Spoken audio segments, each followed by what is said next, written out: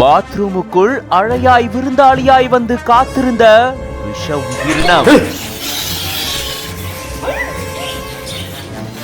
அறைக்குள் நெளிந்த இந்த உயிரினத்தை பார்த்து மறந்து போயிருக்காரு வீட்டு உரிமையாளர்.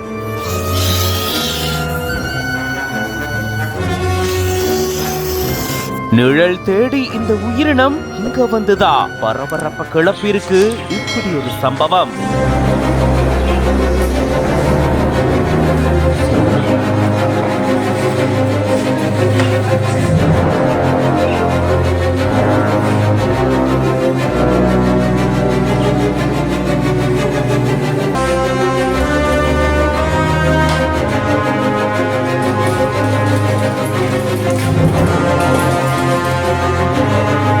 திருப்பூர் ஆண்டிப்பாளையம் பகுதியை சேர்ந்தவர் கபில். தனியார் பனியன் நிறுவனத்துல மேலாளரா பணியாற்றிட்டு வராரு. தன்னுடைய மனைவி மற்றும் மகனோட ஆண்டிப்பாளையத்துல இவர் வசிச்சுட்டு வரக்கூடிய சூழல்ல இரவு நேரத்துல தன்னுடைய வீட்டினுடைய கழிவறைக்குள்ள இவர் போயிருந்திருக்காரு. கழிவறைக்குள்ள வித்தியாசமான சத்தம் கேட்டதை தொடர்ந்துதான் இவரு கழிவறைக்குள்ள போய் பார்த்ததா கூறப்படுது.